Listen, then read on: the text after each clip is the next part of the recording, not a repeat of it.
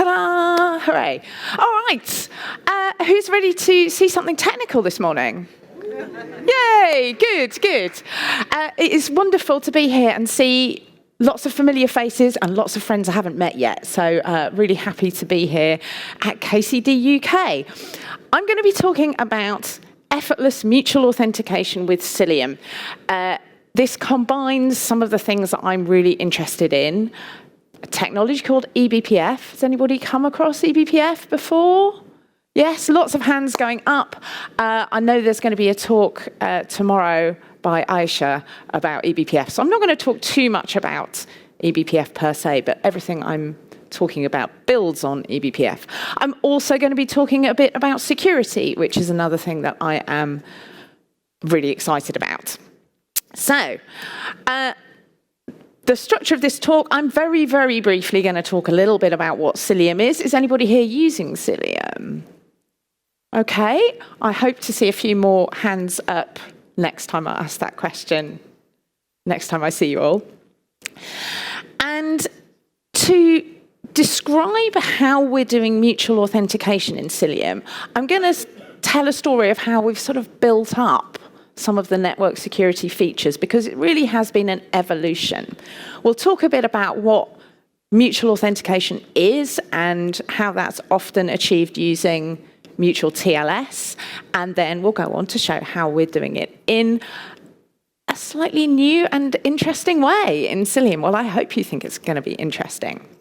So, Cilium is a networking plugin for Kubernetes. It can also be used outside of Kubernetes, but it's primarily known for being a Kubernetes CNI.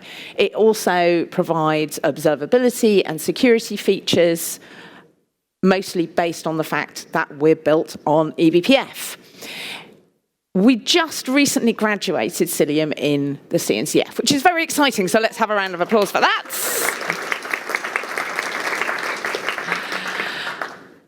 I mentioned that it's based on eBPF. eBPF allows us to customize the way that the kernel behaves by loading programs into the kernel. And that can include loading eBPF programs into the networking stack so that we can affect the way that the networking stack behaves. In Kubernetes, we're typically running our applications inside pods that have their own networking namespace. And what that means is the pod is connected to the host networking namespace using a virtual Ethernet connection. If you imagine a network packet that's going into this application, it arrives on the physical interface to this machine, it traverses the whole networking stack inside the host, then it goes across this virtual Ethernet connection into the pod. Then it goes through the networking stack again in the pod's networking namespace. So that's quite convoluted, and one of the things we can do with eBPF is essentially shortcut that by getting that packet as it arrives on this machine, seeing that it's destined for a pod's IP address, and using eBPF to send it directly into the networking namespace for that pod. This is also a great place to do policy checks. So as well as manipulating where that packet's going, we can check whether or not that packet is allowed to go to where it's intended or where it's been sent. Which leads us on to network security in Cilium. So one of the first features that existed in Cilium, very much from the early days, is layer 3, layer 4 network security policies. So layer 3 is IP address layer, layer 4 is port number, and you can kind of think of this as being the Kubernetes equivalent, the cloud-native equivalent of firewalling. So in the olden days, people used to run firewalls, they probably still do, that control where traffic can flow based on IP addresses and port numbers. In the cloud-native world, IP addresses become pretty difficult to use because they're ephemeral. Pods come and go all the time, their IP addresses get reused. We don't really want to use IP addresses. We'd prefer to use Kubernetes identities, so things like service names, pod labels, and so on. So if we imagine, a little bit small to read, but hopefully you can see in the middle, if we imagine that we are the security team for the Empire on the Death Star, and we want to control traffic to the Death Star. I hope everyone here is familiar with Star Wars, otherwise this is crazy. So as the security officer on the Death Star, I really only want traffic from other Empire organization ships. So I might create a policy that says I want to match, well, this is an ingress policy controlling traffic into the Death Star, which is identified by some Kubernetes labels. And I'm also going to use labels to say where traffic is permitted to come from.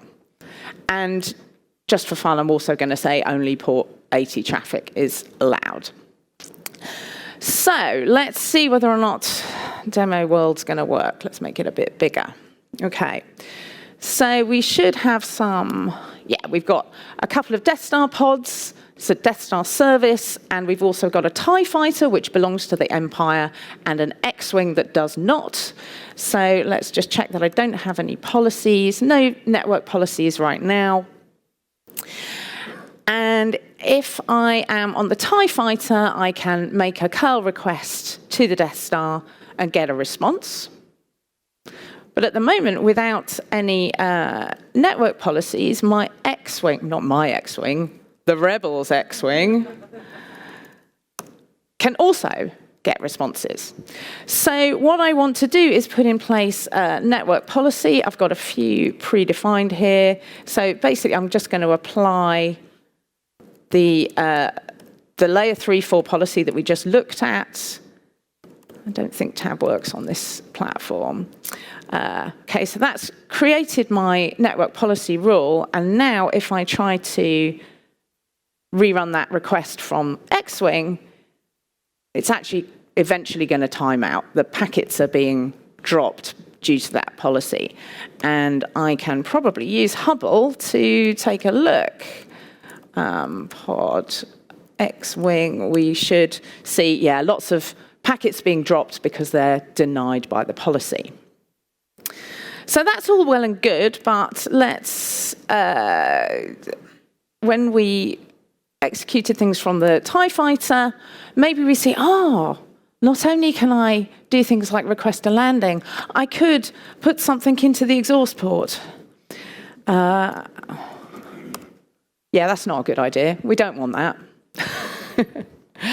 So that's why we have layer 7 network policies, where we want to restrict the particular URL paths that, not only we're going to allow the TIE fighter to make certain requests, but prevent others.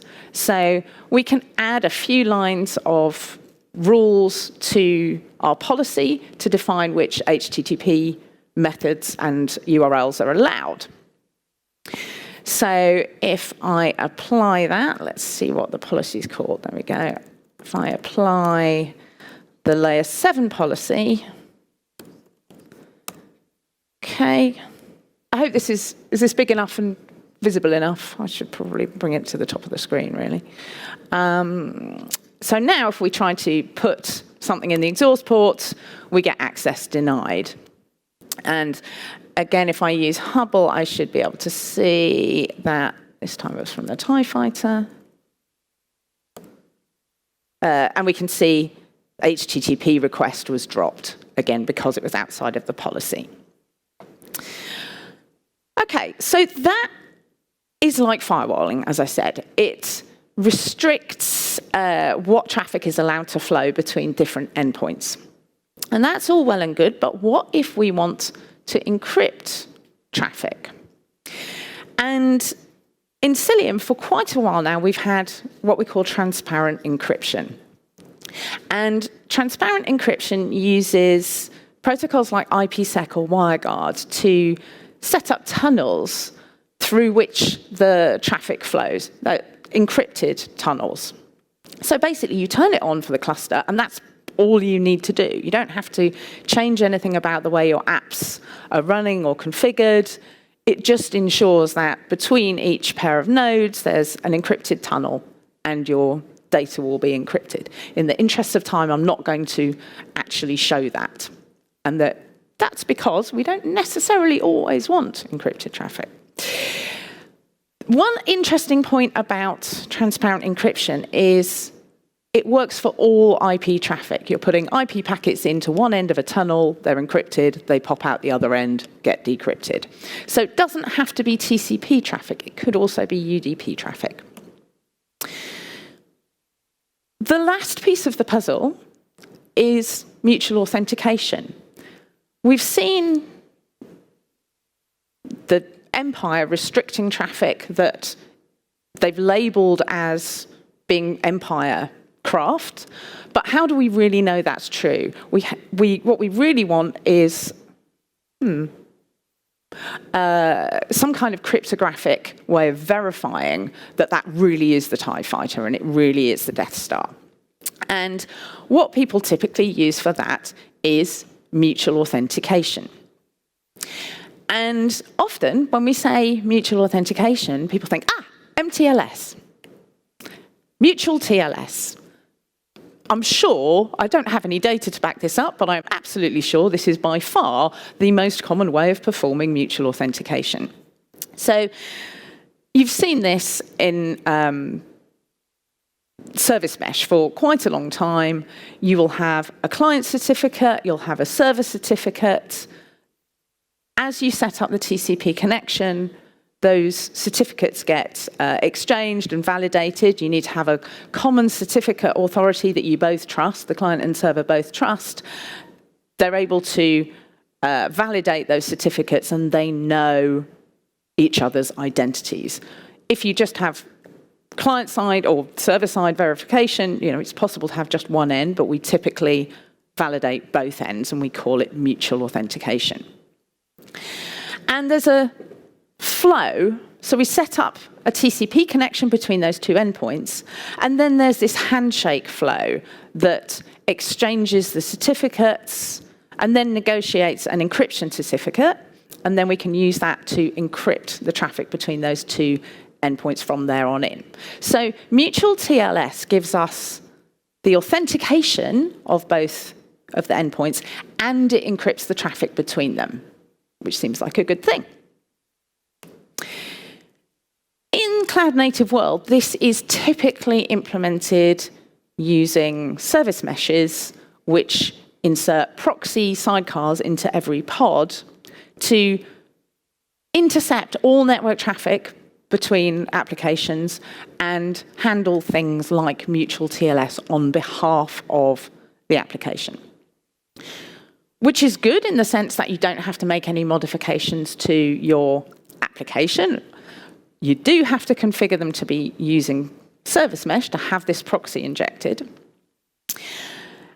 And it does come at a cost. There is additional resource usage for each of these proxies.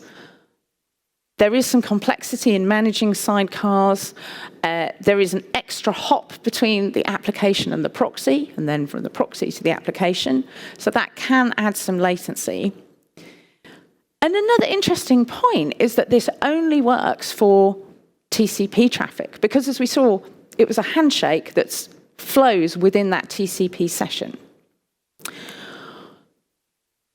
We saw this handshake. It's got this identity verification part to start with, and then it starts encrypting traffic between the two endpoints.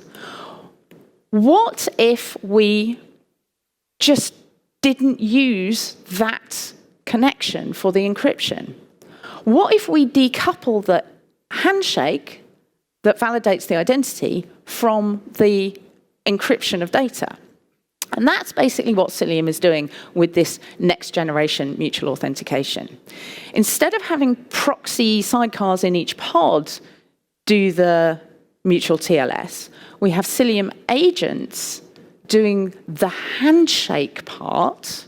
It's basically using the same handshake protocol on behalf of those endpoints, using identities. In practice, we're using SPIFFE and Spire to generate certificates for those endpoints. And then once we've validated the endpoints, verified that they are indeed who they say they are, using those cryptographic identities from SPIFFE, then we can just allow traffic to flow. And that could be encrypted, but doesn't have to be encrypted, using transparent encryption. And you might think, well, surely we always want it to be encrypted. But actually, we've got some, particularly in a sort of high-performance scenario like high-frequency trading, where the time cost of encryption is too much to bear. But they really do want to have certainty about the identities at either end. So in some cases, it's actually a good thing to be able to mutually authenticate, but not necessarily encrypt. And we've called it effortless because it is as simple as just adding 2 lines to an existing network policy. So let's see if the demo gods are with me and see if we can get this to work. Right, so apply auth policy. Now, this isn't going to initially look like very much if so I shouldn't be able to put something into the exhaust port, but I should be able to request a landing.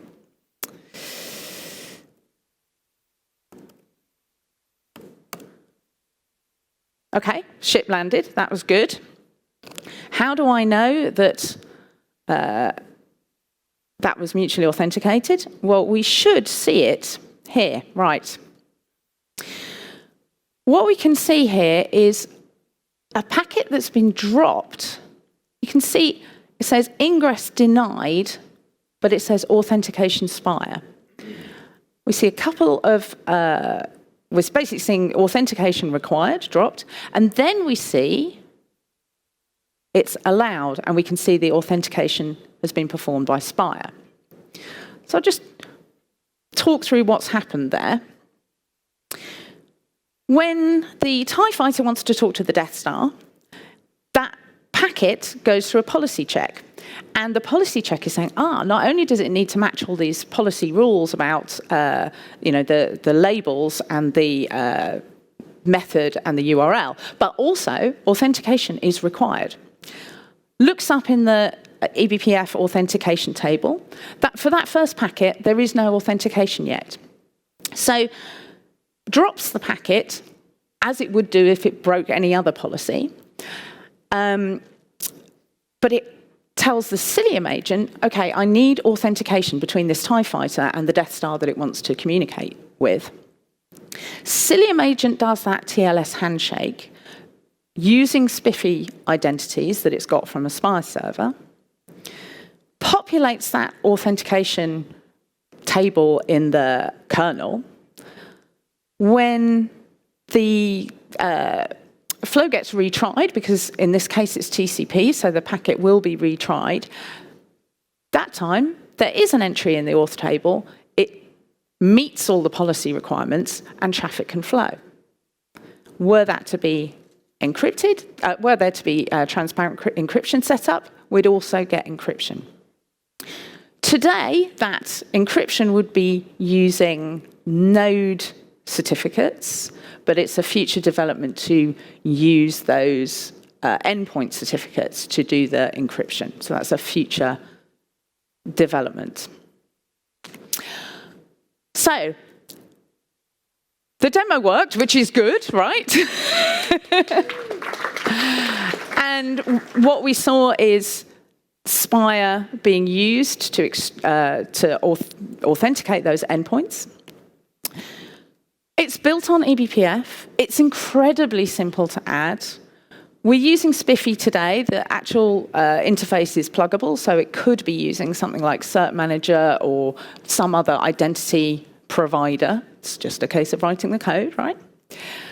We get cryptographic verification of the endpoints without needing the overhead of sidecars, and we get the ability to decouple authentication from encryption.